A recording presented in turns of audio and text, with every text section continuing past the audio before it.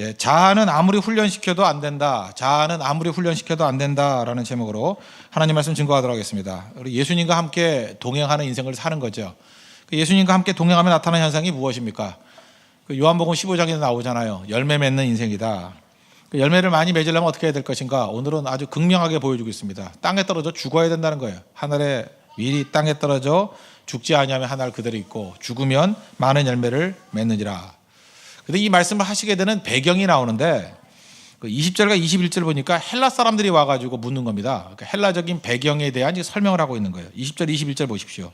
명절에 예배하러 올라온 사람 중에 헬라인 몇 명이 있는데 그들이 갈릴리 베세다 사람 빌립에게 가서 청하여 이르되 선생이여 우리가 예수를 배웠고자 하나이다 하니.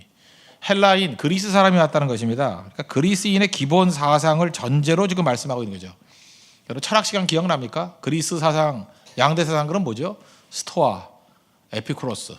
스토아의 특징이 뭐예요?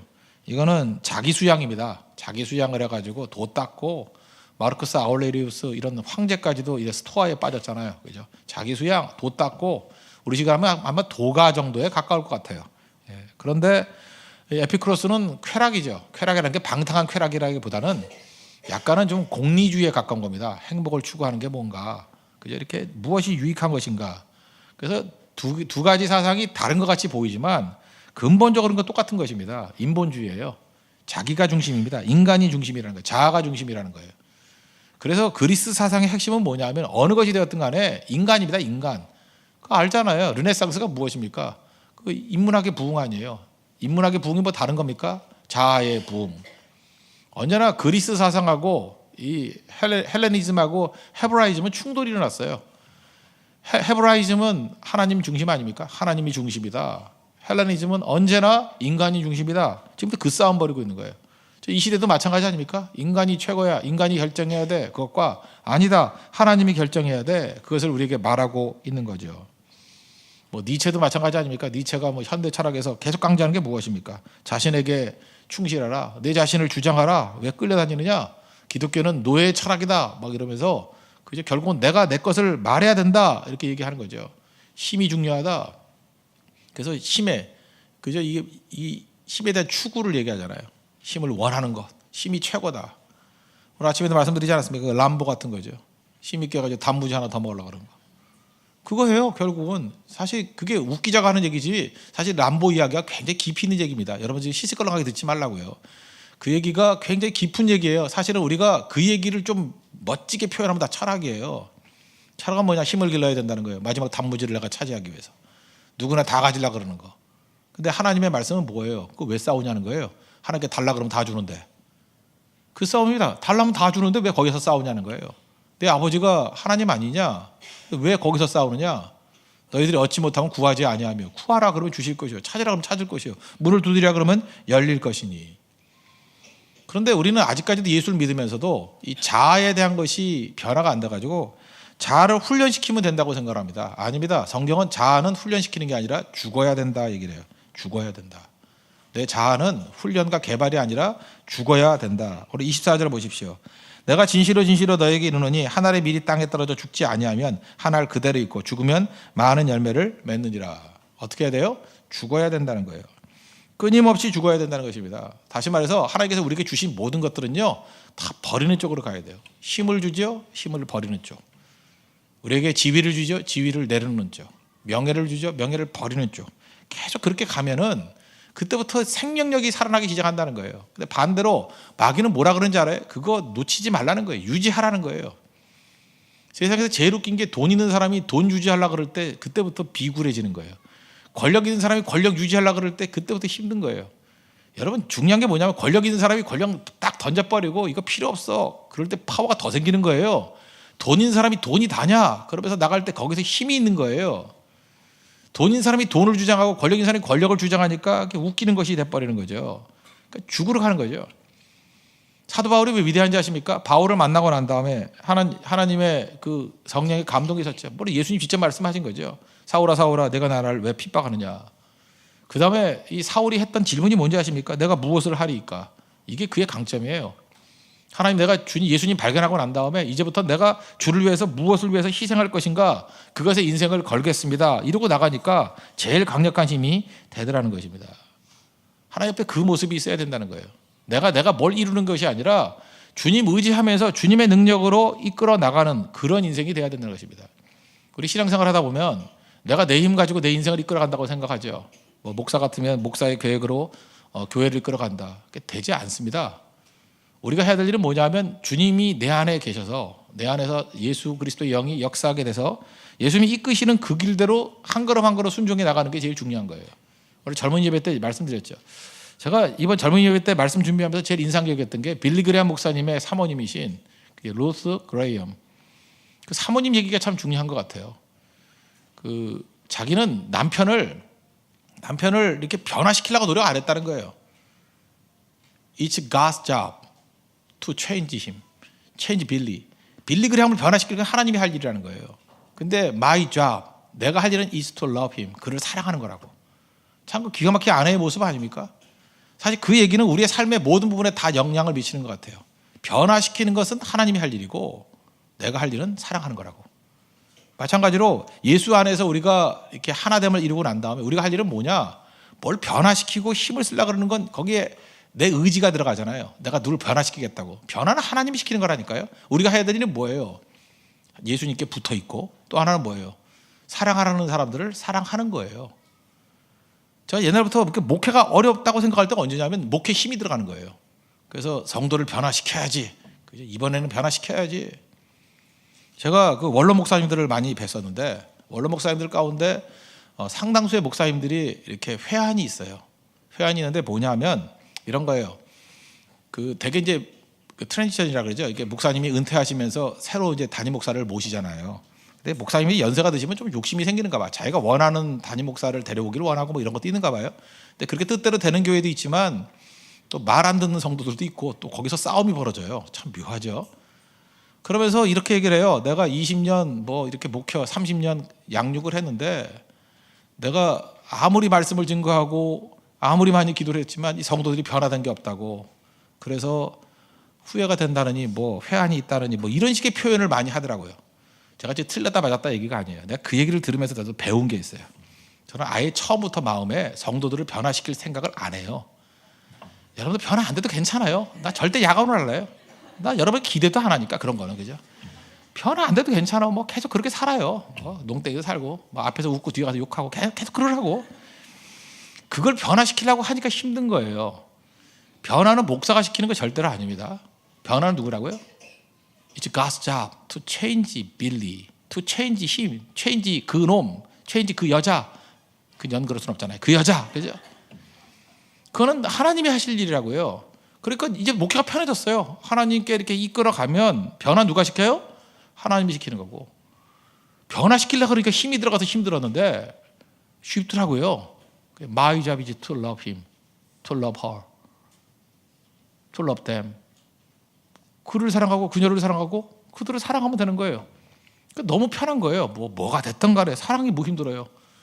하나님 저 부족하지만 저 사람 사랑합니다. 변화시켜 주세요. 그죠? 하나님께서 연약하니까 힘을 주세요. 눈물 흘리니까 눈물 닦아주세요. 길을 모르니까 방황하니까 길 찾게 해주세요. 그거예요. 뭘 억지로 하려고 그러는 게 아니고. 근데 묘한 게 뭐냐면 그러다 보니까 뭐 잘 되고 안 된다 그 열매를 얘기하는 게 아니에요. 일단 사역이 쉬워지고 그 다음에 진짜 하나님의 터치가 이루어지더라고요. 목사의 터치보다 하나님의 터치가 훨씬 더 강하다는 거 여러분 믿으시죠? 변화돼요. 그게 변화되는 거라고. 우리가 보통 오늘도 이게 성차직을 하지 않았습니까? 이렇게 떡을 나누고 또 잔을 나누고. 이거 사실 교리적으로 나가면 이거 다 설명해야 돼요. 그죠? 이거 맨날 똑같은 설명 맨날 해야 될 거 아니에요. 이 떡의 의미, 그 다음에 잔의 의미. 이제 할 겁니다. 뭐 매번 안 하는 건 아니에요. 이제 가끔 할 거예요. 뭐 매번 할 수는 없으니까 합니다. 교리적으로 알고 나면은 사실 힘이 없어요. 힘이 없는 이유가 뭐냐 하면 이론으로는 오는데 가슴으로 안 와닿는 거예요. 이유가 뭐냐면 예수님과의 교제가 없기 때문에. 그 팀 한셀이라는 여자 교육학자가 있습니다. 이분이 있었던 얘기예요. 10년 만에 자기하고 친한 친구를 만났답니다. 크리스찬 친구입니다. 원래 성실한 크리스찬이었대. 원래 성격이 성실한 애들이 있잖아요. 그죠? 성실해가지고 예수 잘 믿는 것 같고 벌써 이게 외모가 이렇게 성실하고 거룩하고 뭐 이런 거 있잖아요. 제가 봐도 그 목사님들도 이렇게 외모가 목사님 같은 분들이 있어요. 되게 점수를 많이 따요. 그죠? 저는 어디 가면 맨날 사장님 그래요. 뭐 어디 가서 맨날 사장님 그래서 그 기분 되게 나쁜데 이제 나도 목사라는 얘기 좀 듣고 싶은데 내가 그 스시집에 지난주에 갔더니 사장님 뭐 오셨습니까? 뭐 이러고 하는데 그 아니라고 이제 그러다가 이제 더 말하기 싫어서 이제 말하는데 그런 사람은 이제 유리하죠. 유리하죠. 생긴 게 그렇게 생겼으니까 유리한데. 그런데 이분 친구가 원래 성실하고 이렇게 크리스찬 같이 보이는 분이라는 거예요. 뭔가 좋은 거.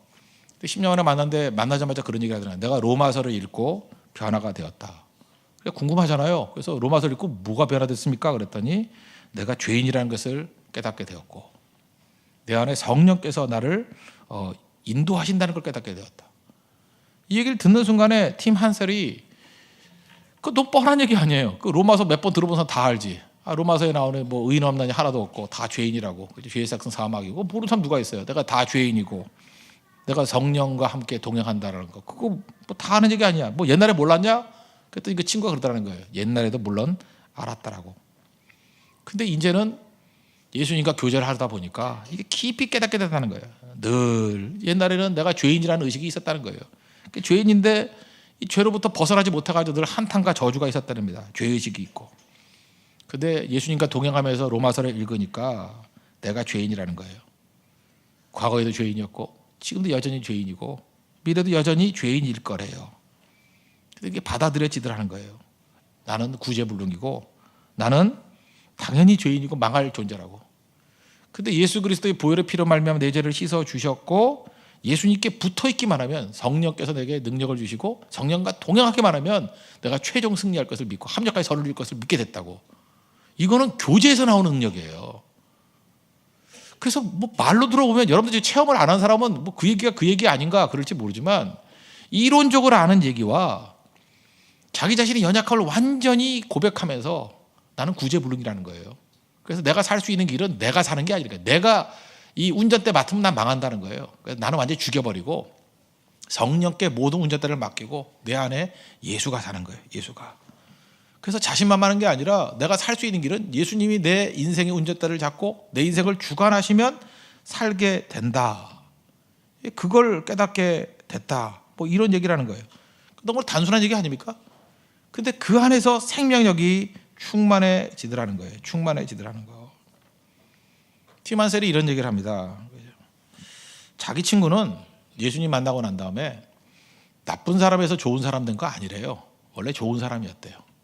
그런데 예수님을 이렇게 교제하면서 살아있는 예수님을 만나게 되니까 그는 좋은 사람에서 놀라운 사람이 되었다. 대단한 표현 아니에요.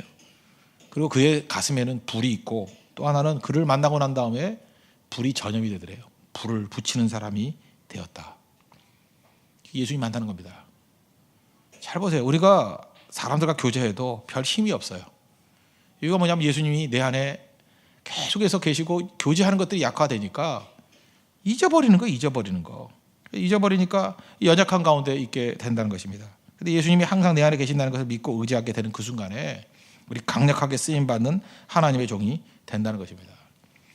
여러분 성령께서 여러분을 인도하심을 믿습니까? 사실은 여러분들 죽여가는 과정이에요. 내 의지같이 보이지만 우리가 어떤 때는 난관과 고난과 어려움을 통해서 내가 죽는 거예요. 오늘도 여러분 이 자리에 지금 예배 왔다 그러는 것이 기적인 사람도 있어요. 분명히 몇 명 있습니다. 자기가 생각해도 신기할 거예요. 내가 이 교회에 나올 사람이 아니고 예배에 나올 사람이 아닌데 근데 여기까지 왔어요. 하나님 인도하심이거든요. 어떤 때는 지난주 금요 차례 때는 그러더라고요. 나가면서 저한테 악수하면서 그래요. 내가 묻지도 않았는데 혼자서 내가 이게 왜 왔죠? 그래요. 근데 나한테 왜 묻냐고 그랬더니 아무리 생각해도 자기가 철학기도 할 사람이 아니래요. 근데 하나님이 이끌어 주셔서 하여튼 결론은 은혜 많이 받았다는 거예요. 그걸 통해서 제가 깨닫게 되는 게 뭐냐면 성령께서 역사하시는구나, 이끌어 주시는구나. 그게 무슨 얘기인지 아십니까? 그게 신앙의 출발이에요. 내 의지로 뭘 했다가 아니라 어느 순간에 나도 모르게 고백을 하는 거예요. 성령이 나를 이끌어 주셨어요. 예배 자리를 오게 해 주셨어요. 여기까지 이끌어 주셨어요. 이번 대만 선교도 마찬가지인 것 같아요. 처음에 이렇게 몇 가지 얘기를 나누다가 보면 이게 끌려오는 사람들이 있어요. 제가 이번에 대만 성교회 크게 역사가 있을 것 같아요. 성령께서 이렇게 끌어와요. 사람들을 막 끌어와. 그 자기 의지를 갖고 저항했던 사람들이 하나씩 끌려오면서 뭐가 이렇게 작품이 만들어져 가고 있어요. 제가 뭔지는 잘 모르겠어요. 너무너무 기대가 돼요. 너무너무 궁금한 거예요. 하나님께서 어떻게 일을 하시려고 저러나. 그래서 처음에는 엉성해 보이고 뭐가 이렇게 빠진 것 같이 보이는데 점점 이렇게 그림이 맞춰져 가는데 이제는 기대가 돼요. 하나님께서 놀라운 일들을 이루시게 될 것이다. 언제 이게 가능합니까? 자아가 죽고 성령께서 주도하실 때. 잘 보세요. 우리 처음에는 인간들이 막 드러나기 시작했지만 점점 우리 교회가 좋은 교회가 돼가고 있다는 게 뭐냐면 인간이 사라지고 있어요. 뭐 누가 했다가 사라져요. 누구 인간의 이름이 자꾸만 사라져요. 사라져가고 자꾸 관심이 어디가 있냐면 하나님이 어떻게 이끌어 가시나, 하나님 어떻게 일하시나, 성령께서 어떻게 우리를 주관하시나, 그런 이야기들로 지금 바뀌어가고 있잖아요. 이게 바로 무엇입니까? 나는 죽고 예수로 사는 거예요. 내가 그리스도와 함께 십자가에 못 박혔나니, 그러지 이게 내가 사는 것이 아니라 내 안에 그리스도께서 사시는 것이라. 그래서 더 깊어지게 되더라는 것입니다. 그러다 보면 람보 의식 다 사라집니다. 람보가 이루는 거 아니에요. 내 힘으로 단무지 얻는 게 아니에요. 묘합니다. 먹겠다 그러면 다 줘버려요. 다 나눠줘버리는데 언제나 풍성해요. 왜냐? 아저씨한테 한 접시 더 얻었거든. 하나 갖고 싸우는 세상이 그래서 화가 나는 거예요. 내가 어렵게 노력해서 단무지 하나를 집었는데 쟤는 그릇에 들고 있어. 그죠? 그거예요. 하나님이 공급하시는 인생. 그게 열매입니다. 열매. 나는 죽고 내 안에 예수가 살면 오히려 더 풍성해진다는 것입니다. 그래서 한 알에 밀이 땅에 떨어져 죽으면 많은 열매를 맺고. 오늘도 여러분들 잊지 마십시오. 우리가 열매 맺지 못하는 이유가 뭐냐? 많은 교회가 열매 맺지 못하는 이유가 뭐냐? 죽지 않기 때문에 그래요. 그래서 우리 죽는 법 배워야 됩니다. 잠깐만 죽어야 돼. 있는 것들 부인하는 거 해야 돼요. 건강이 있습니까? 건강 자랑하지 말아요. 건강을 죽이는 거예요. 내가 뭘 건강합니까? 주님 아니면 안 됩니다. 시편을 그래서 읽으세요. 시편을 놓고 기도해 보세요. 다윗이 왕이에요. 왕 되고 난 다음에 쓴 시편들인데 전부 다 자기 부인 아니에요. 그죠? 뭐 아무것도 아닌 연약한 사람들이 덤비는데도 불구하고 부들부들 떨면서 하나님이 나 돕지 않으면 죽습니다. 그러고 오히려 반대예요. 군대가 막 쳐들어와가지고 부들부들 떨어야 되는데 하나님 바라보고 저가 아무것도 아닙니다. 내가 아냐느니 잠자고 자고 깨고 누웠으니 뭐 두려워하지 않습니다. 이런 소리 하잖아요. 내가 죽었기 때문에 그래요. 내 안에 예수께서 살아나고 하나님이 살아났기 때문에 그런 일이 벌어지게 된다는 것입니다. 오늘도 여러분들 열매 거두기 위해서는 나라는 게 존재하면 존재할수록 열매 못 거둡니다. 나가 존재하면 항상 하는 게 뭐냐면 to change 빌리예요. to change 힘이에요. 그걸 변화시키려고 노력한다고요. 변화시키려고 하려다 보니까 뭐가 돼요? 목소리가 커지고 힘을 쓰게 되고 사람들 모으게 되고. 그게 뭐예요? 파버리고 작당이지. 그러나 사랑하는데 사람 모을 필요가 뭐 있어요? to love him. 그를 사랑하는데 사람 모을 필요가 뭐 있어요? 내가 그냥 사랑해버리면 되는 거지. 그래서 힘이 귀찮아지는 거예요. 교회는. 힘 가지고 하는 게 아니에요. 내 힘 갖고 하는 게 아니에요. 변화시키려고 그러니까 힘이 필요한 거지. 힘은 하나님께 있잖아요. 하나님이. 전능하신 하나님이잖아요. 하나님이 변화시키시는 거고 우리는 붙어있고 우리가 할 일은 뭐예요? 그를 위해서 사랑하는 거. 사랑하니까 할 일이 뭡니까? 기도하는 거죠. 그런데 무력해 보이지만 여기서 가장 풍성한 열매를 거두게 된다는 것입니다. 그러다 보면 이제 나가는 게 뭐냐 하면 이제 싸움의 방향이 틀린 거예요. 어떻게 하면 예수를 더 깊이 알게 될 것인가? 깊이로 바뀝니다. 깊이로. 어떻게 하면 더 깊이 예수님을 알게 될 것인가? 누가복음 5장 4절 보니까 말씀을 마치시고 시몬에게 이르시되 깊은 데로 가서 금을 내리라. 자, 이것도 상징적인 의미도 있다고 생각합니다. 깊은 데가 뭐예요? 원래 고기는 깊은 데 안 잡히잖아요. 깊은데 왜 깊은데 그랬을까? 뭐 여러 가지 의미가 있겠지만 우리 내면의 세계로 더 깊이 들어가라. 뭐 그런 의미도 있다고 생각을 합니다. 더 깊은 곳. 잠언 20장 5절 보니까 사람의 마음에 있는 모략은 깊은 물 같으니라. 깊은 데 모략이 있다고요. 그러나 명철한 사람은 그것을 길어낸대요. 깊은 곳으로 나아갈 수 있는 거. 깊다라는 게 뭐예요? 깊다라는 것은 일종의 신비하다라고 말할 수 있다는 것입니다. 신비한다는 게 뭐예요? 겉으로 보이는 게 아니에요. 깊이 있는 거예요. 깊이 있는 걸 끄집어내는 거라고. 한 사람 때릴 때 같이 때리는 거 그게 무슨 신비로워요? 그거 누구나 다 아는 거죠. 근데 아무 이유도 없이 하나도 받은 게 없는데 그를 위해서 희생하고 다 쏟아 부어요. 그게 신비죠. 사랑은 신비잖아요. 여러분 깊이 사랑 한번 해보세요. 부모도 이렇게 사랑해 보면 사랑이 신비롭다. 내가 어떻게 이 애를 이렇게 사랑하지? 사랑 못 해본 사람은 빨리 결혼해서 남녀 사랑보다 아이 사랑이 더 깊은 것 같기도 해요. 어쩌면 이렇게 아가페적인 사랑을 할 수 있을까? 거기서 자기도 깜짝 놀라서 하나님을 발견해요. 하나님의 사랑을. 그 신비라고 신비. 결혼의 신비, 사랑의 신비, 아이들 사랑하는 신비. 신비 속에 들어가는 거예요. 그런데 그걸 모르는 사람은 신비가 아니라 뭐예요? 이상하다 그래요. 이상하다고. 이해를 못하는 거죠. 그래서 예수님 앞에 깊이 들어가는 그 싸움 벌이는 거예요. 그게 신비롭거든요. 그래서 이제는 힘싸움이 아닙니다. 예수 더하는 싸움 벌여요. 더 깊이 들어가는 싸움 벌인다는 것입니다. 그래서 그때부터 승리하게 되는 거죠. 아까도 얘기했지만 교리적인 그 싸움 벌이는 것들은 어리석음이라는 거죠. 교리적인 싸움이 아니에요. 이제는 깊이 들어가는 싸움이라고요. 한번 보십시오. 그 예수님 비유 가운데 1만 달란트 탕감 받은 사람이 있어요. 1만 달란트면 뭐 탄 달란트가 34kg니까 어마어마한 돈이죠. 뭐 그냥 우리 인간이 생각할 수 없는 돈이에요. 뭐 수조 원, 수백, 뭐 보통 사람이 생각할 수 없는 큰 돈 그렇게 생각하면 되죠. 그러면 감격이 있어야 될 거 아니에요. 근데 이론이에요. 잊어버려요. 자기에게 100데나리온 빚진 사람이에요.